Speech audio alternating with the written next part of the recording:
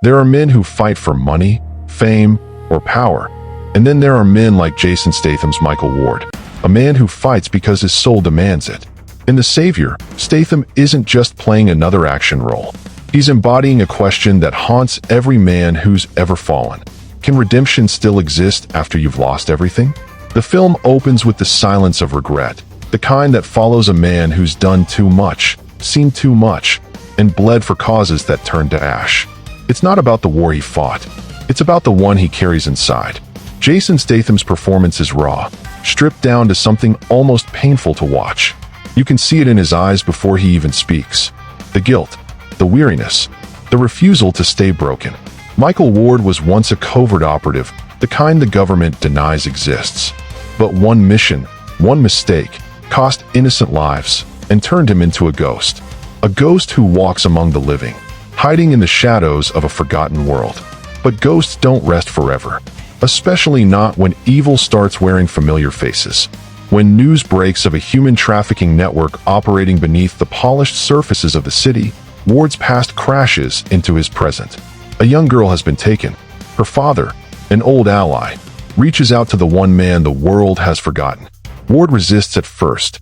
He doesn't want to be the weapon again, but something inside him won't stay silent. You can almost feel the war in his mind, between the man who wants peace and the warrior who knows peace comes at a cost. From here, the Savior builds tension like a heartbeat. Each moment pulls you deeper into Ward's silent storm. Statham doesn't need words. He lets silence do the talking. Every time he steps into danger, you feel the weight of his past. Every move he makes is deliberate, calm, terrifyingly controlled. It's not just action, it's precision.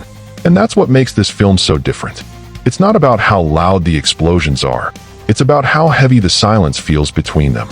As Ward infiltrates the network, he discovers that the organization behind the kidnappings isn't random.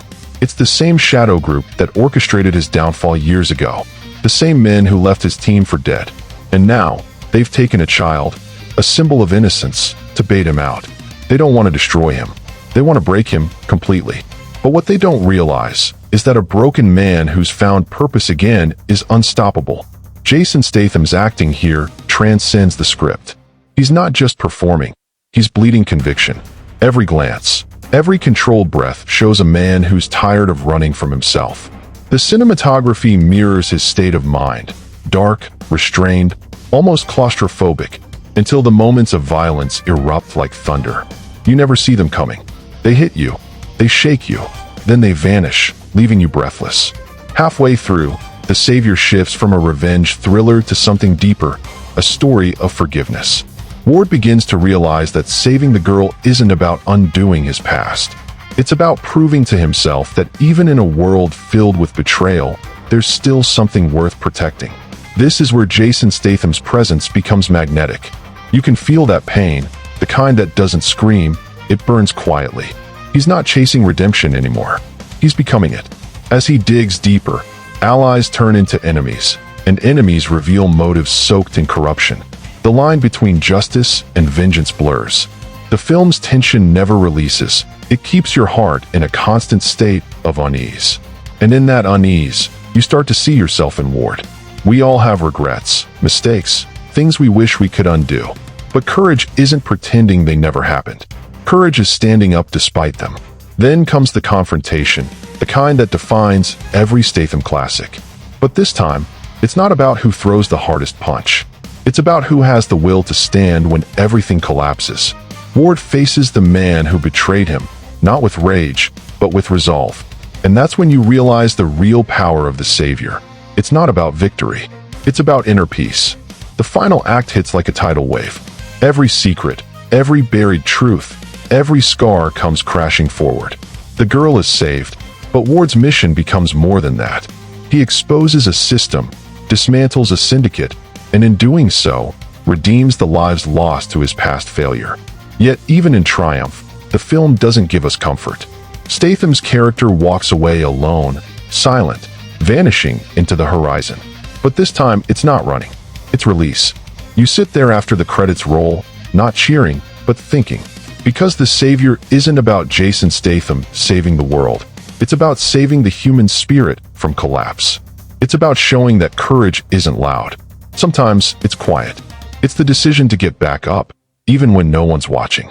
And that's what makes this movie unforgettable. Let's talk performance. Statham brings a maturity that sets him apart from every action hero stereotype. He's not the invincible fighter. He's the broken protector. The kind of man who's seen hell and still chooses to fight for light. The supporting cast delivers too, especially the young girl, whose innocence becomes the emotional anchor of the story. Together, they turn chaos into purpose. By the end, you realize something powerful. The Savior isn't just a film, it's a mirror. A mirror reflecting the parts of ourselves that still believe in redemption, that still believe in fighting for something pure in a world that often feels corrupted beyond repair. Jason Statham reminds us that being a savior isn't about power. It's about choice. The choice to stand, to protect, to forgive, even when it hurts. And that's why The Savior isn't just another movie. It's a lesson in resilience, in quiet strength, in what it means to truly be human. As the credits fade, one line echoes long after the screen goes dark. He wasn't trying to be a hero. He was trying to be whole. And maybe that's what makes Jason Statham in The Savior unforgettable.